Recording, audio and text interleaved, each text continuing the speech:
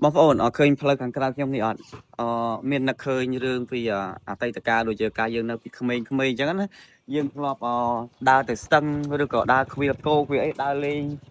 ấy thì mùi mặt phải dương bị khơi á nè khơi phơi này hai mẹ làm tha nặc khơi từ rương tây tà ca ấy vừa dương sờ bài chân để thấy ca bị khơi dương dây chết qua qua chán đấy và lâm bát và lục châu đã xa dương đa lên dương phơi lôm bà phơi lôm bay bò vì món nơi tầm miền tam đầm bon này mùi chứ các bác ôn và đầm bon khác có chưa lươn tới đầm bon khác còn nơi ta mình toàn chưa lươn nơi bài đôi thai dân nơi nơi ở bài dọc sai sẵn than này ở phun nơi có đôi phun mùa ra là ơi miền tam mà phơi đôi giờ lẹ cái nào thay dân đa châu tới tam đòn ô đòn sân giống này nè nơi phun nè mơ nơi miền được xây mình ấy cho này nơi phun này mưa phèo là nó khơi nhập lại bài này hay cứ nè cả giờ nơi bị mình không ấy nè và nó còn phun là ấy chụp chung rồi mới bong ôn tục mà đai hay năng mặt phẹ đa lên cục vùng cục đây sụt đây đa rô ấy chẳng tăng hay đa cặp ấy xây gặp ấy banh gặp luôn banh ấy chứ và hay miền svai miền ấy chẳng chừng đa lang bê svai bê spring bê tiếp cả đam tiếp ấy chẳng tăng giờ tới nửa đám cổ hay mà đó là te ông nhóm nơi là bẹ sọc vào này bè này thôi ở dương động lực nơi nụ sao đi trong trăm đại dương thọp ở để thay vừa bị không mình chẳng hay mong ôn dương thọp cho cắt ởបែបនេះជួយ comment អ្នកមួយផងឥឡូវយើងទៅវិញបងប្អូនណាខ្លះធ្លាប់ឆ្លងកាត់ពីទស្សនភាពបែបនេះអញ្ចឹងជួយ comment អ្នកមួយផងមិនងាយទេមិនងាយថាបានមកលេងផ្ទះអ៊ំទេព្រោះដោយសារតា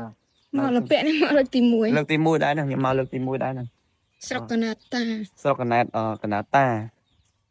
ស្រុកកណាតានិយាយរំទៅនេះ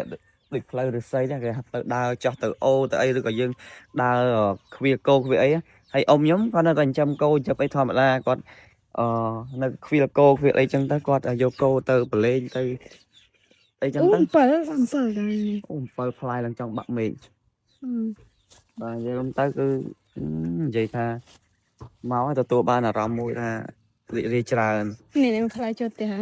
ផ្លូវចូលផ្ទះបើតាមពិតទៅនៅខាងក្រៅក៏មានផ្លូវល្អផ្លូវដូចថាផ្លូវបេតុងគេចាក់ចូលភូមិដែរគាត់ថាគេចាក់ចូលក្នុងភូមិគេចាក់ចូលតបេតុងតាមភូមិទេប៉ុន្តែនៅពេលដែលចូលមកតាមផ្ទះនីមួយៗដូចថាកលុកកលៀតដូចថាតាមដងអូដងស្ទឹងក្បែរព្រៃគឺយើងចូលដល់ទៅផ្លូវបេតុងអញ្ចឹងហើយធ្វើតែខាងតំបន់ដូចថាផ្លូវកដាលចេះចាក់បេតុងឬចាក់ក្នុងភូមិបើគេបរាមចាក់ចូលមកស្រស់ស្រាយបាទនៅក្នុងភូមិខាងនេះគឺអត់ទេគឺអត់មានចាក់អីទេគឺមានដូចឃើញស្រាប់ថាដីនៅបុរាណឡើយយើងលក្ខណៈថាការពីដែលដឹងប៉ុន្តែព្រះ10 20ឆ្នាំមុនក៏បែបនេះតាអ៊ំខ្ញុំបានប្រាប់មុនហ្នឹងថាតាំងពីគាត់កាលពីក្មេងៗមកក៏នៅតែដល់ឥឡូវគាត់ចាស់បញ្ជូនឡើង68ហើយក៏នៅតែរូបរាងសន្តាននៅក៏នៅបែបនេះបាទមកឲ្យយើង